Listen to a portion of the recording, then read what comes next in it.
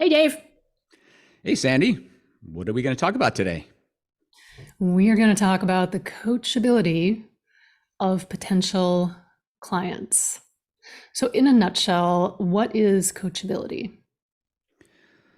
Well, popping around the internet, found a couple quotes. I'll read at least one, which is on this Forbes article. Coachability is the combination of the mindsets and behaviors for continuously integrating feedback to drive growth and change within ourselves. So, yeah, pretty That's concise and yeah, that's to the point. nutshell. Yeah, it's That's very nutshell-y. nutshell. I like it. Yeah. I like it. And then kind of expanding upon the concept of coachability, found great research from this EMCC journal, which we'll put in the show notes. Um, kind of found that across coaches, the definition seems to tap into kind of 5 areas: openness, growth orientation, security, external resources, and vulnerability. Um, so yeah, maybe kind of breaking down a little bit further. Uh, did find a lot of different other detailed traits. Don't need to go into all of them, but they're kind of things like tolerance for discomfort, openness to experimentation, all this kind of stuff. But I mean, it's a huge list that you can kind of dive into. But I think those 5 things that were summarized were pretty good in terms Yeah, of I like major that. areas. Yeah, I like that. And I like this list. And the first thing you mentioned, tolerance for discomfort. I hadn't seen this list before. You put it in our doc today. And I was like, ooh, tolerance for discomfort. I like that. I might have to steal that. Yeah, So there's a lot of. so yeah, so Go potential ahead. client, what's your tolerance for discomfort? But yeah, I really like that. It's a good list. It's a good list. But a lot of these things we'll touch on as we go along. And I don't know, something I invite new coaches to do is to coach everyone just to practice those skills, get confident, blah, blah, blah. But in doing so, you're probably going to be coaching a lot of people who aren't coachable, pretty low on the coachability index. So but it's good practice. And it's also good practice to have that conversation around what coachability means with your client who may not be coachable. Good practice, all good practice. But as you become more confident with your skills as you move along, you can get picky as to who you take on as your client. I've gotten very picky as to who I take on as my client. There's a lot of different things that go into that, but a big part of it is coachability. And we'll discuss in a minute what worked and what works for both of us. But first, Dave, you found this list from Thomas J. Leonard called the Coachability Index, air quotes, Coachability Index. And we're going to go through this line by line. It's a list of, I think, 10 items. Is that correct? I think 10. But first, can you tell us who this Thomas J. Leonard is? What's his deal? Yeah. So he's pretty famous around coaching circles. He's known as the founding father of professional life coaching. He founded the first school for professional life coaches back in 1992. Then I did not know this, but he apparently founded the International Coaching Federation, which I is knew pretty that. big. Yeah. That's all I knew, but Yeah. That was back in 1994 or 95, is depending on which history you read. Mhm. Uh, he founded the largest online community of coaches called Coachville. Coachville is still up, I believe. Also tried to build a graduate school of coaching, which is really interesting. And if you go look on Amazon, there's a ton of books that he's written over the years that you can go read. And unfortunately, he's not with us today. He passed in 2003, but a lot of his work lives with us coaches today.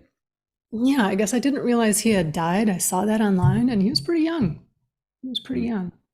yeah, 40s or 50s. Yeah. yeah. And then out of his work, he developed this coachability index, which we'll talk about in a moment. All right. Yeah, let's just let's just dive in. What is this index? How did he use it? Go ahead, Dave. Yeah. So it's basically a set of questions, and you, as the client, he would get people to rate these questions from 1 to 5. So here are the questions. So the first question is, I can be relied upon to be be on time for all calls and appointments. That seems pretty obvious, but pretty important. And this for me brings to mind like coaches need to be really clear in that client agreement and set your boundaries. Like, what is late? What is considered a no-show?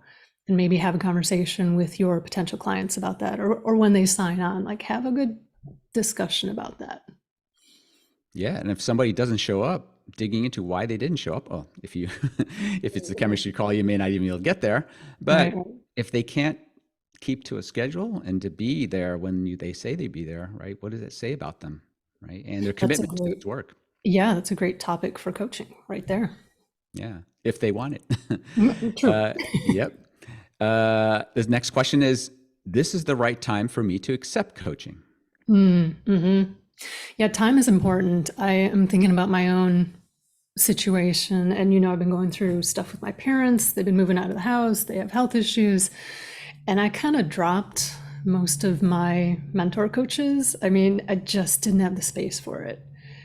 And looking back, I think maybe some coaching would have helped me process that, but there was so much going on. I didn't have the space for it. And I have a couple people now who I know they want to work with me, but they're busy. So I don't want to coach someone who's not going to be 100% there.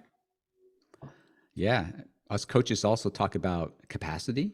And that follows on with this concept of readiness, willingness, and although some people call it able, but I like to use the word capacity, feels a little better.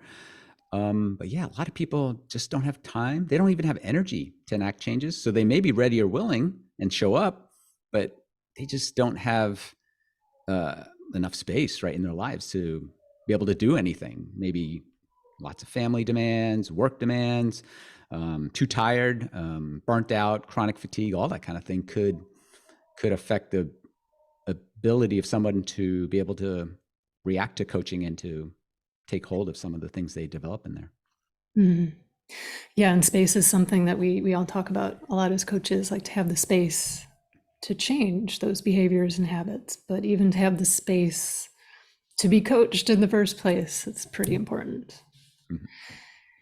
So moving on the list, the next question is number 3. I am fully willing to do the work and let the coach do the coaching. So for me, this means like the coach isn't there to tell you what to do, right? Is that what you take from it? Yeah, definitely so. We'll probably get into more about what expectations are they may have when they show up for a coach. But one thing that stood out for me in this area is just simply, do they take charge of their own health, or do they want someone to heal them, or to give them a pill, right, or a simple solution?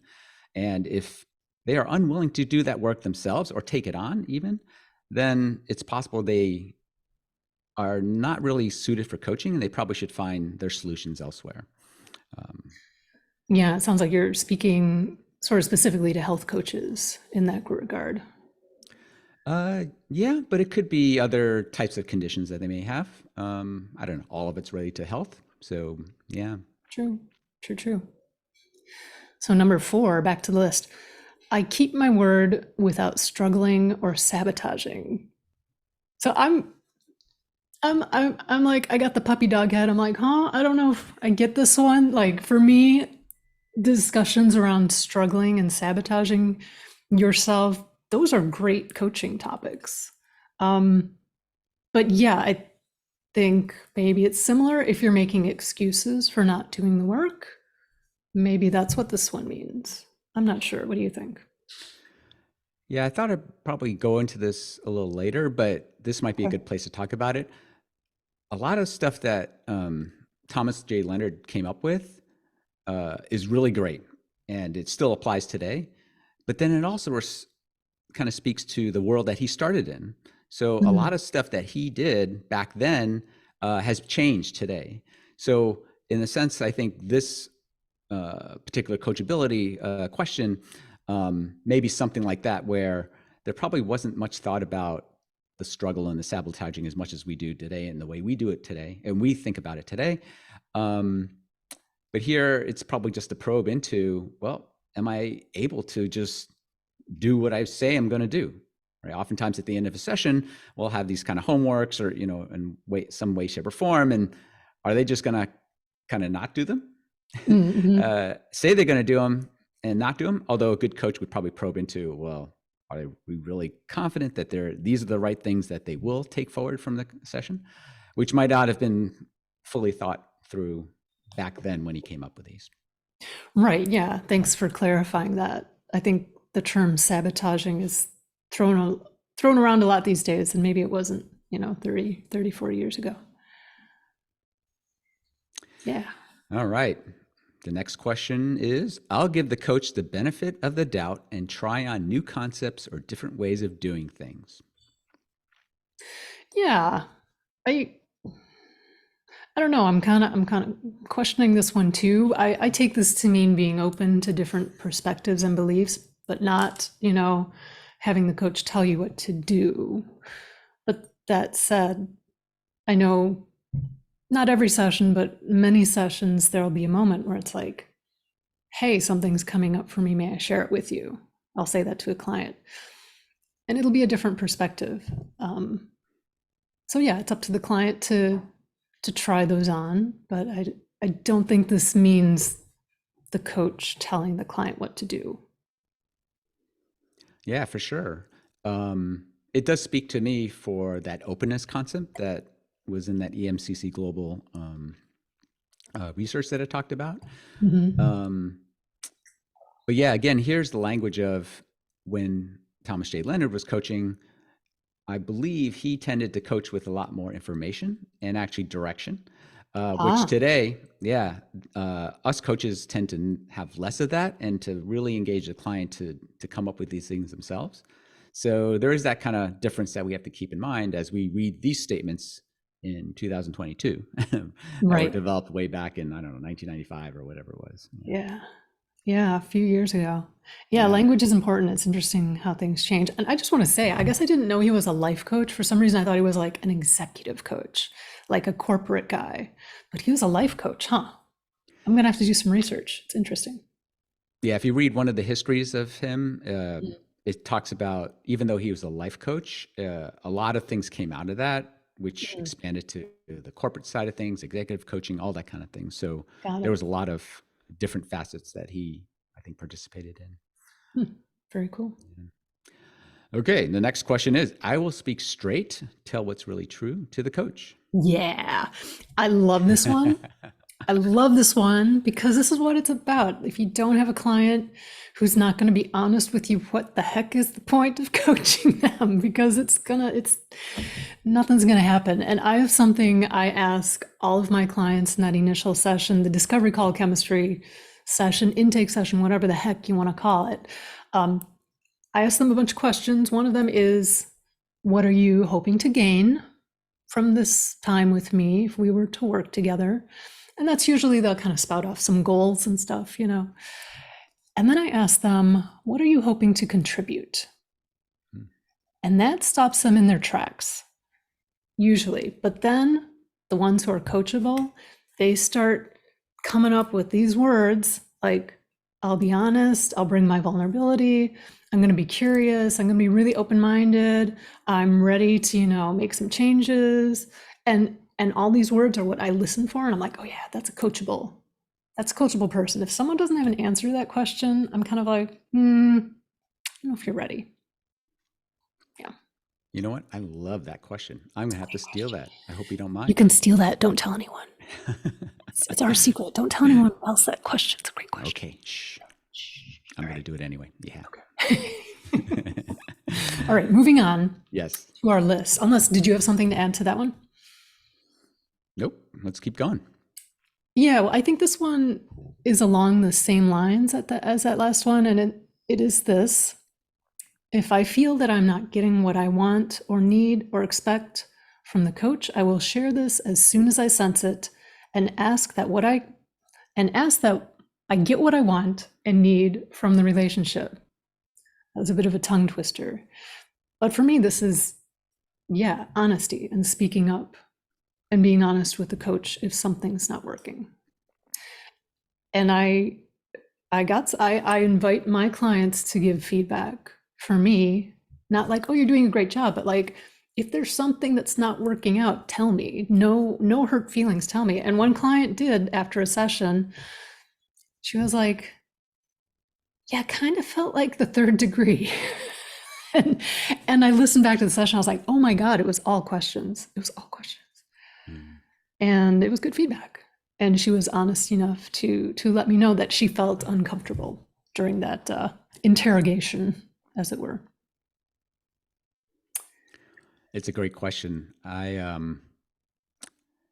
soon as you read it, I was thinking back to some of the situations I've been in, and actually, the message that I get usually when they don't get what they need is they don't show up again. Um, Mm.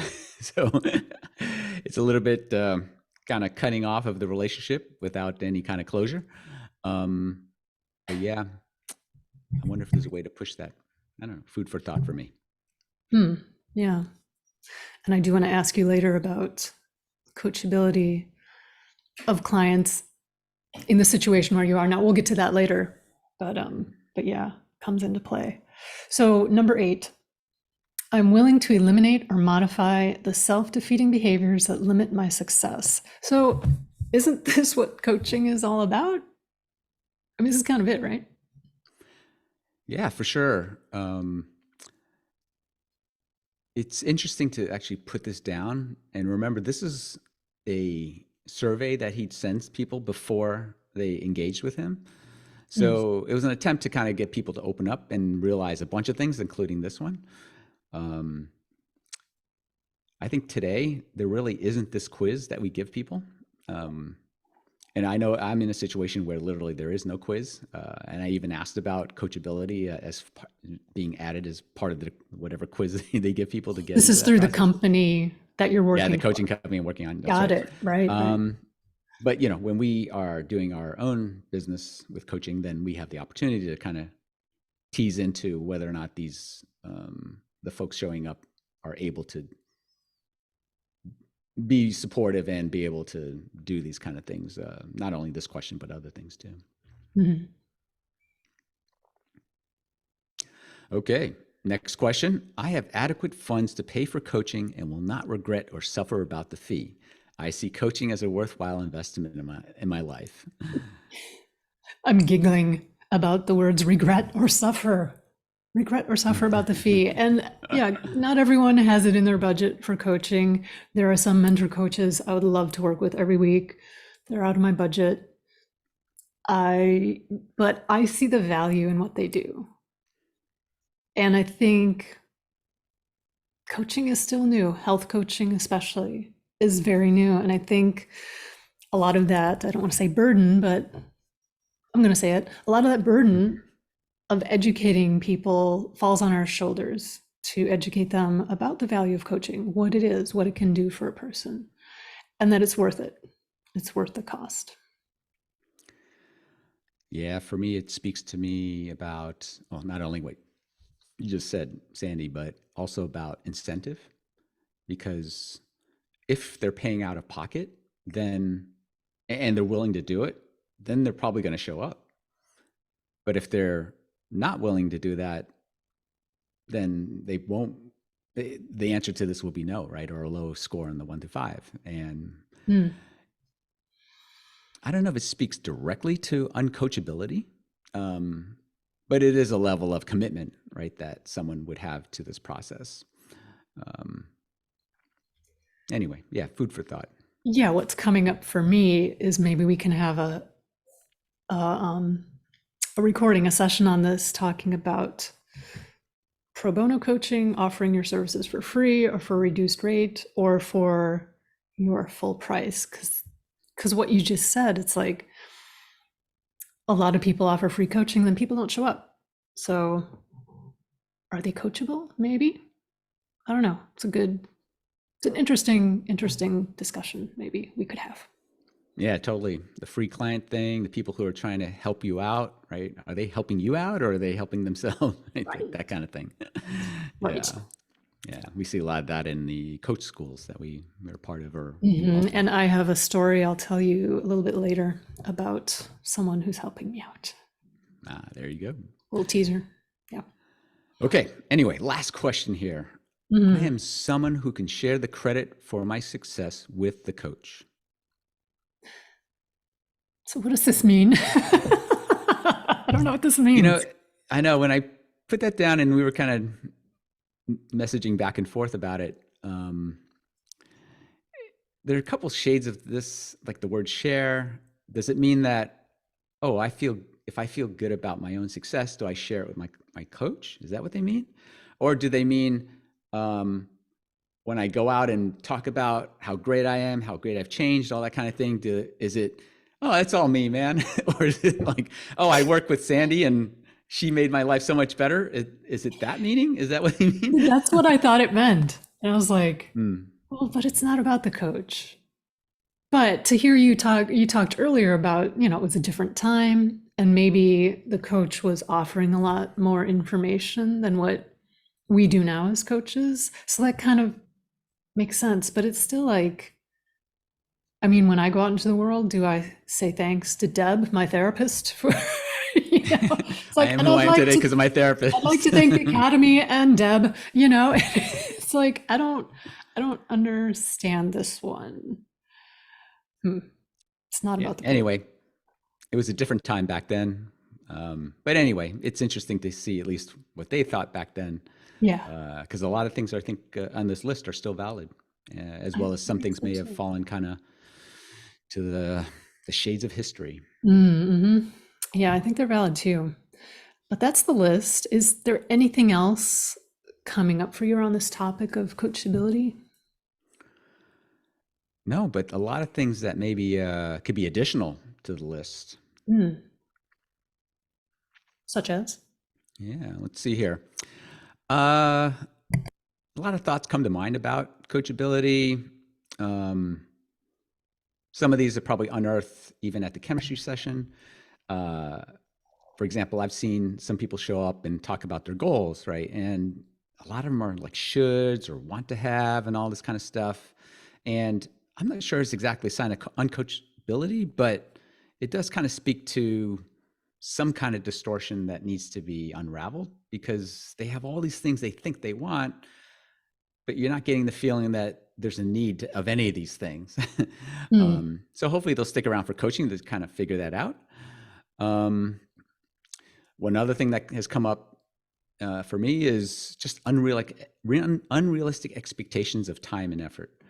So in our kind of get things tomorrow, Amazon Prime kind of world today, we want it delivered tomorrow or today even. Right, right. So if they're not willing to understand that, you know what, even losing 10 pounds, I mean, yeah, somebody, if you starve yourself for a week, you could lose 10 pounds in a week. Boom, you got it, right? Or it could take you 2 years to do it, right? And depending on who you are, well, we don't know who that is yet, and you might know a little bit more, but you start laying out the options of what time you want to spend doing it and how much effort you want to put into it. That can make people shy away from the effort, right? The process, once they realize, oh, it could take me a year, or it could take me a week if I just ate nothing. Oh, okay. Well, no, I'm not going to do that, right? Right. Um, Sometimes it could be related to some condition they may have. So maybe they need therapy or some other clinical help to kind of move them along, right? A lot of people think a coach might be a good resource, and maybe it's true, but yeah, maybe they need something more serious than what coaching can provide. Yeah, But along those lines, people used to come to me thinking I was a nutritionist, and we've talked about the name of my original website, Autoimmune Nutrition Coach. Yeah, of course they come to me for nutrition advice, but I would always refer them out. They need a nutritionist. Um, they don't need a coach. yeah, these days, when someone presents something that I go, I'm not so sure about this, I'll often say like, well, you might, I want to get I want to make sure you get the support you're looking for. And so Mm. you might consider, looking into the physical body aspect of it, right? Is it an addiction, right? Is it a physical one that's chemical, right? Or is it mental, emotional? Like, oh, some of that stuff maybe we can deal with here. The body thing, if it's you need some kind of medicine or something, like, well, that's not really good for here. Is it spiritual even, right? It's like, is it something you believe in that needs to be addressed before you will change. So there's a lot of different ways to look at when somebody look at somebody's condition when they show up, and just realizing that we may not be able to take care of it, all of it here, or with the training of the coach and what their scope of practice is. Commitment, maybe an obvious one, but is it truly lack of commitment to this? It could be. It could be even lack of confidence in the method. Will coaching help me, right? If I spend all this money with Sandy, will I make that movement, right? It's like, will it happen? So I find a lot of people don't want to commit because they're not even sure that it's going to work for them. Yeah, I think that goes back to really educating people as to what coaching is and what you can offer. And it can be magical, but it's not a magic pill. Yeah, definitely so. And then the last thing that comes to mind is, you know what? Not everyone needs coaching. Everybody needs a coach, Dave. I thought we talked about that in the last episode. Oh, that was coaches. Coaches Oh, need sorry. Never mind. Sorry. Can we just delete that part? Yeah. Well, I find a lot of really effective people want help, but they're not sure exactly what they want, or maybe they thought coaching was some other type of work. So it could be, maybe it's knowledge. They just want to know knowledge and they don't want to read a book. They want someone to tell them. I'm like, okay. It could be something like mentoring or teaching and learning, which, some of us might be willing to do in our business models and what we're comfortable doing. Or they may realize that after we dig a little bit, it's going to take more effort or dive into areas of their being that they're not willing to dive into. And then they go, oh, I thought it was going to be a habit thing, but now it's going to be an unraveling of my whole childhood thing. I ain't going to do this. I don't want to go there. So, right. Yeah. So there could be, well, if they go tackle something on their own, they might find that all I got to do is just put that workout in the calendar and I'll be able to work out, right? It's like, they didn't really need me to do that. But sometimes they need a little bit more, but oftentimes they just really need something else, or they don't really need what I provide anyway. Right. Good time to refer out, or just maybe not get coaching at all. Yeah. That's right. Yeah, I want to bring up, and I promise I'll be quick because this is a rabbit hole that I do like talking about. I want to bring up the stages of change. Now, the stages of change, also known as the trans-theoretical model, which is something that Dave and I studied in our health coach training course. And it's the stages of change are something that pretty much everyone goes through when they're changing a behavior or habit. And I recommend this book, Changing to Thrive, by the Prochaskas, Team Prochaska. It'll explain everything in detail, but there's basically 6 stages that everyone moves through. The first is pre-contemplation, which means a person does not intend to take action over the next 6 months. Then we have contemplation, where they do intend to take action over the next 6 months, within the next 6 months. Preparation is the next stage, where they're preparing to take actions to make that change. Action is where they're doing it. Maintenance is where they've done it for at least 6 months. And then there's termination, which just means there's absolutely no way they can relapse backwards, which happens to everyone. If you think about trying a new diet, doesn't work, you're back at the beginning, you're back in pre-contemplation, thinking like this will never work, blah, blah, blah, whatever. So I want to focus on pre-contemplation just for a second. And so this is where a person does not intend to take action within the next 6 months. Now, this doesn't mean they don't want to take action. They might want to take action. And so if they want to take action, I think this person is coachable if, it ticks the other boxes as well that we talked about earlier. But I see a lot of new coaches who know about TTM, stages of change, and they see pre-contemplation, are like, oh, they're not coachable. It's like, no, but if they want to, they are coachable.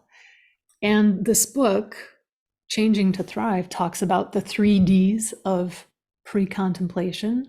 And these are 3 things that hold people back from really moving into that intention of change. And the Ds are, they don't know how. So maybe there's a lack of information, a lack of facts. They're demoralized. So they've tried to change. They've had repeated failures. And then the third one is defending their actions. So defending their current behavior. And the thing is, all these three Ds, this is where coaches can be really helpful. They can provide that information.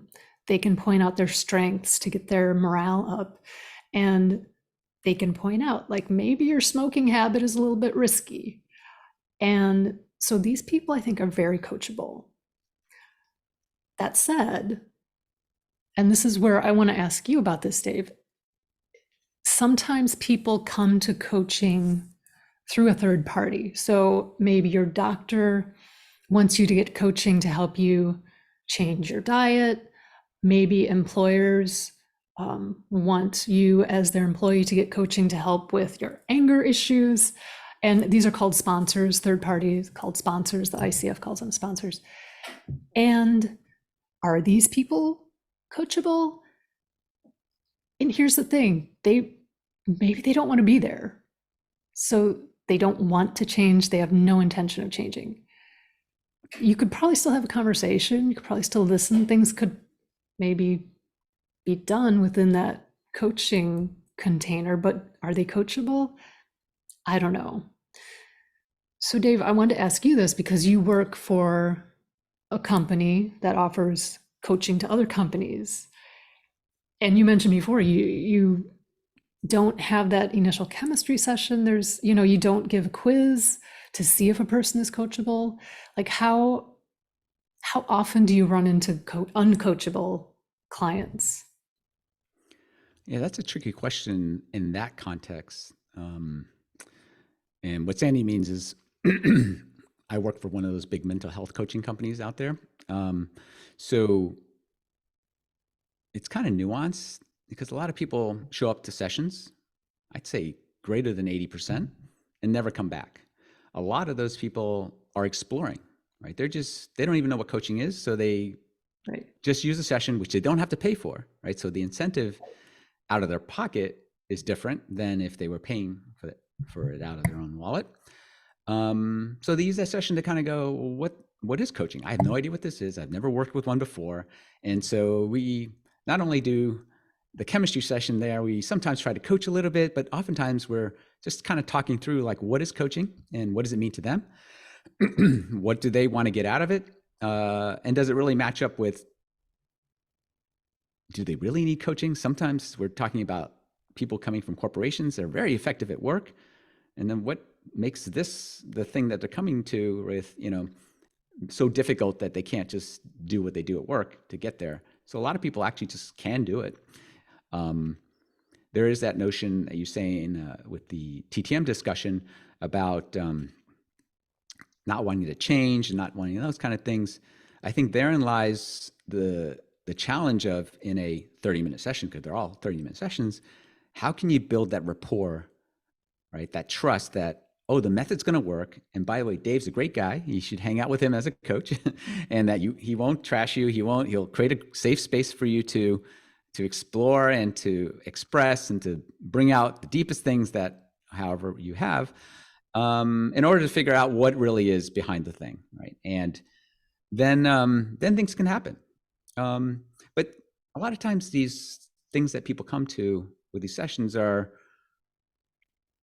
they really aren't problems that coaching is required to solve, right? And at least what they present in 30 minutes. And if we dig a little further, we may go into, oh yeah, my father used to do this to me, but whatever, or what is a little bit, figuring out what's going on there. And then you can see like, well, do they pull back? Or are they more interested? Right? It's like, okay, now we're exposing the root cause and moving them from pre-contemplation maybe into contemplation. Like, oh, I didn't think of it that way. I didn't realize like, oh, you're totally right. That this is this kind of thing. Then it can kind of bring them along the path, along the TTM, to potentially get into a place where they may seek more coaching because like, hey, being exposed. Now, something you bring up really resonates with me was, as a new coach, a young coach, I often felt like a lot of people would show up in pre-contemplation and go, oh, you know what, come back when you feel better about, this, right? But as I took more classes and training and got more exposed to different types of coaching, then I realized a little bit what you were saying. It's like, oh, you can actually coach someone out of pre-contemplation if they're willing.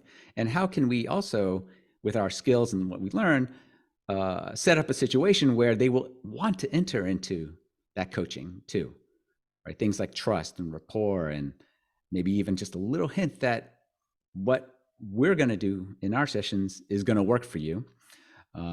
So that potentially means maybe broadening the skills that you might have. Holistic coaching that I know Sandy's been taking a lot of, and I'm really into coaching the body, coaching the mind, emotions, coaching the spirit if you have to, right? All those things all at once and maybe more. Making the person realize that, yeah, they actually will get somewhere within those sessions. And so, yeah, we got to do all that in 30 minutes. And there's a lot of people coming by for a lot of different reasons. So, yeah, it can have it. Yeah. So the question of true uncoachability is still a little bit tough to pin on people that show up and don't come back. A lot of people are really busy, so they just don't have the time, or it's not top of mind. Is that really uncoachable or not? Because uncoachable almost speaks to me like someone wants to show up, but then we can't do whatever we do with them. We cannot move them, or at least with the skills that we have now. Right. And one thing you mentioned about like the things we can do, if they're not ready to change, I think, and this might be a whole nother conversation for another day, but we can just be with them and listen to them and not push them. I hear a lot of new coaches pushing clients into action. I did this too, guilty as charged, as a new coach, because we think that we have to get them somewhere. We have to, produce a result. And especially people who are in pre-contemplation, they're coachable, but they might not be ready for action. So just to be with them and be comfortable with that was a huge learning for me. Yeah. Oh, that sparks a whole bunch of other stuff, which is probably another podcast. Yes. But yeah, the notion of action needing, I have to do something, right? That even itself, we need to kind of redefine as coaches. The need, or the supposed need, to keep to our coaching kind of conversation structure that we get hammered into ourselves in school. Right. It may be just awareness just needs to be generated, right? Or just rapport needs to be built across many different sessions, maybe just through creating that space, safe space, quiet validation, listening to the client, and slowly but surely getting them to realize, well, what really is the root cause of what you're experiencing today. And then once we get that, like, oh, then it becomes probably more clear than ever. Like, you thought it was that thing, but actually it's that thing. So if we solve this thing, not only solve this thing, but also the other 5 things that you brought up too, which is a pretty magical thing if and when it happens. Yeah, one last thing that's just coming up for me is the idea that maybe a person can become more coachable along the way. What do you think? Like, the more they understand coaching, the more they see these subtle shifts. Maybe they have an awareness that they didn't have before. Maybe they're becoming more open. They're becoming more curious. They're sabotaging themselves less. What do you think? Yeah, totally. It almost blows out of the water maybe the notion of uncoachability that we started with. Ooh. Right? So is uncoachable truly completely not coachable? Right? It's almost like that, right? It could mean uncoachable just by you at your current skill level and the rapport you've tried to build with this person, or you don't connect. Maybe they just need another person, right? Another coach. So it's not about the client, it's about the coach. Maybe. Is that what you're saying? Yeah. Oof. We're sitting here talking to coaches, and we're talking about ourselves here. And what can we change in ourselves to be more flexible, to take on a wider variety of clients, even those that may seem uncoachable to us at our current skill level. But if we increased our skill, Yeah. could all of a sudden that line start blurring to the more of those people that we Mhm. thought were uncoachable, I but don't we're know. actually coachable by I you? don't know. That's a good. I'm gonna think about that one. I'm gonna say Yeah. yes and no. I'm gonna say yes and no. Yeah. No for us now, but maybe Yeah. later. Yes. Yeah, I'm gonna think about that for sure. Yeah. So I'm curious, actually, in your own experiences, yeah, how do you tell when someone's coachable or not, in whatever definition you want to use of Yeah, coachability? yes. So I'm just thinking of selfishly my own comfort and ease. But yeah, when potential clients come to me, I make sure they understand what coaching is, what coaching isn't, before they even see me. Like over Zoom, I have a 100% virtual practice, so it's all Zoom and video. So I have a lot of resources on my website that talk about what is coaching, what isn't coaching, what kind of work do I do, what's it like to work with me, who is my ideal client. I mean, I have 3 or 4 pages on my website that I direct people to, and they can look at it. And I'm sure half of them are like, nope, and that's fine. That's totally fine. That's the idea. And then if they want to move forward, I have what I call a pre-discovery chemistry intake session quiz. And this weeds out more riffraff. I think there's about 10 questions on there, and it's like, what are your biggest challenges? What behaviors are you looking to change, if any? What shifts in your mindset would you like to change? And then I have like, I am not a doctor. I do not prescribe, treat, cure, heal. Are you okay with this? And I also ask, do you have a doctor? Because most of my clients, uh, they do have some form of autoimmune disease, chronic illness. So it is the health coaching realm where I'm working. So I ask them if they have a doctor that they're working with. And I also specifically state I don't do meal plans.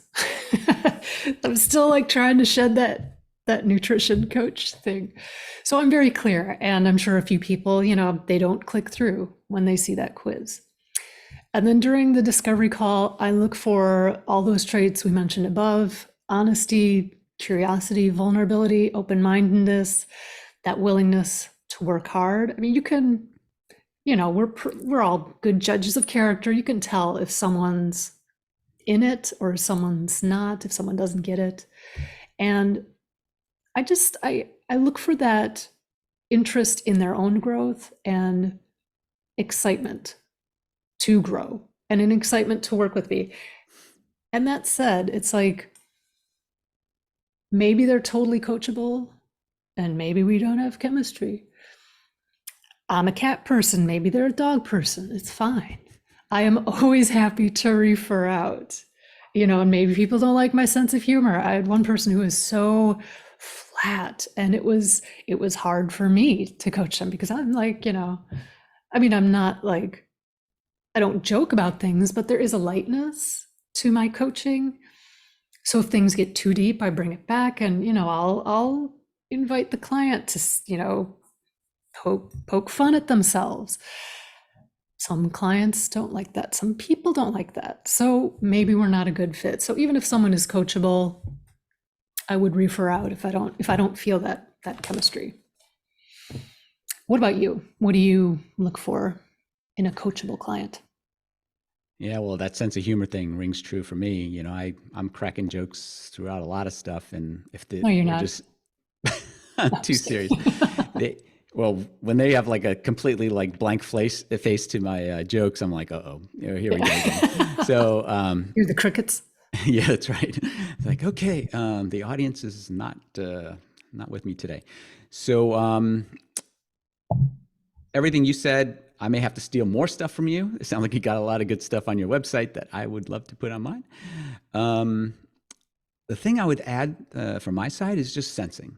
And often you can just sense a lot of these things that you could ask, of course, directly. But sometimes they may not say things. It's stuff like openness, and energy towards change, rapport I've talked about before. But yeah, if you don't hit it off with the client, there's that trust, that openness is going to be really tough to get at. Engagement. Are they really interested in the conversation and bringing like, oh, I want to do this and that, right? Enthusiasm. But then also I've met some people who, you know what, you look at all that enthusiasm and you think about it, it's like, is it real? Or are they just kind of doing it because they're sitting in the meeting with me? They don't want to make me feel bad and all that kind of thing. So that can also happen through sensing. Like, and I've had a couple sessions where you go, I don't think they're coming back, right? For whatever reason. So that happens. And then to that point, it's like they do the chemistry session, you have a great conversation. Even after a great conversation, it seems like everything's great. Do they actually sign up afterwards? And a lot of people just drop off afterwards. So they weren't really ready yet. Yeah. Yeah, I just want to add to that. My ideal client, who is a very coachable client, they sign up before we hang up. And those clients are the best, not because they paid me right there and then, but because they get it, they're in it, they're excited, we have chemistry, they feel it, I feel it. It's like, yes, it's good.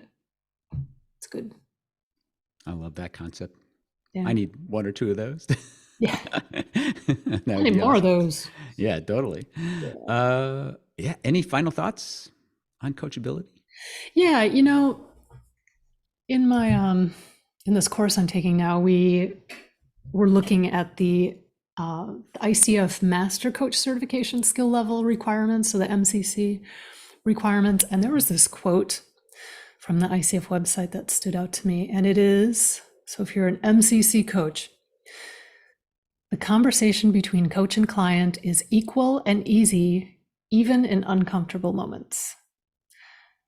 So this stood out to me because that word easy and equal, but mostly easy. It's like, if it's not easy, I mean, that could be, that could mean that the coach needs to work on themselves. Yes, there's something going on where they're feeling uncomfortable. But my ideal clients, it is just like this. It is just so easy, and they're open and they're curious, and it's just to go back and forth. It's wonderful. And I mentioned a story earlier, and it's not really a story. It's just, I just want to say I have a client who is doing me a favor because I'm accruing sessions for my next certification. And it's not easy. It's not easy because they didn't really understand what being coached was. They didn't understand coaching. So that's on me to fully explain and educate. But I don't know if they're coachable. And I actually didn't have them go through my whole thing. I was just like, yeah, let's just coach.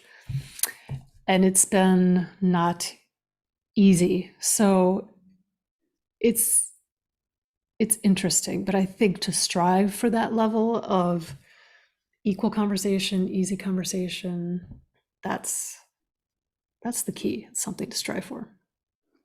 And I'll tell you, if you're a coach and you have these conversations, they'll feel like the best sessions you will ever have. Yeah. Even if they're not the full structure, maybe whatever, but they'll just feel like, oh, I love that client, right? I am just jumping at it when their session's coming up. So fulfilling. It's so fulfilling. It is. Yeah, at a variety of levels. Yeah. Yeah. Well, is there anything else we missed on this topic of coachability? No, I don't think so. We'll leave some resources in the show notes as always. And where can people find you, Sandy? People can find me at swansoncoaching.com. What about you? CoachDshen.com. Awesome. We'll see you next time, everyone. Bye, Dave. Bye, everyone. Bye, Sandy.